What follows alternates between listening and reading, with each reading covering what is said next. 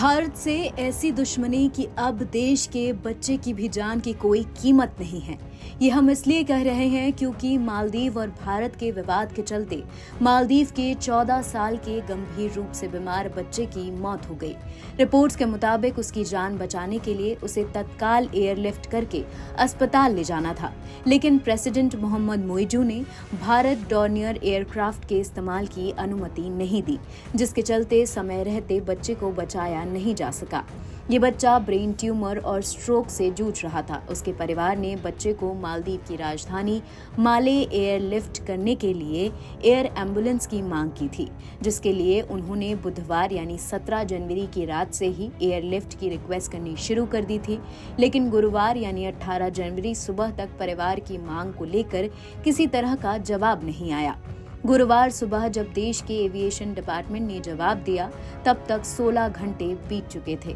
आखिरकार मालदीव की असांधा company limited ने बच्चे को एयरलिफ्ट किया और उसे आईसीयू में भर्ती कराया गया, लेकिन बच्चे को बचाया नहीं जा सका।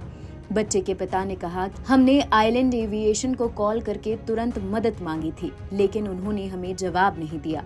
उन्होंने गुरुवार सुबह 8:30 बजे फोन का जवाब दिया। ऐसे मामले में एयर एम्बुलेंस का मिलना बहुत जरूरी है। एयरलिफ्ट करने वाली मालदीव की कंपनी ने टेक्निकल गड़बड़ी का हवाला दिया। असांधा कंपनी ने इस मामले को लेकर एक बयान जारी किया है, जिसमें उन्होंने कहा कि मदद की रिक्वेस्ट आते ही उन्होंने बच्चे के मेडिकल ट्रांसफर की तैयारी कर ली थी, लेकिन आखिरी वक्त पर एक टेक्निकल ग्लिच की वजह से देरी हुई।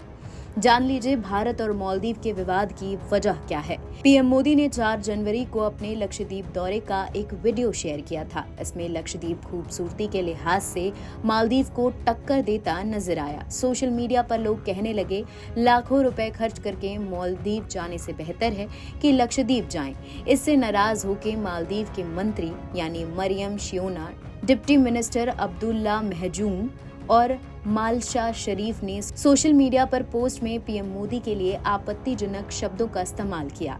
वहीं नेता जाहिद रजीम ने लिखा कि भारत सर्विस के मामले में हमारा मुकाबला नहीं कर सकता। और भी मिनिस्टर्स ने कुछ ऐसी ही टिप्पणी की। मालदीव के नेताओं की आपत्तिजनक पोस्ट के बाद सोशल मीडिया पर भारतीयों और मालदीव के नागरिकों के बीच जंग छिड़ गई। भारत के लोगों का गुस्सा इतना बढ़ गया कि देश में #बॉयकॉट मालदीव्स और एक्सप्लोर इंडियन आइलैंड्स ट्रेंड करने लगा।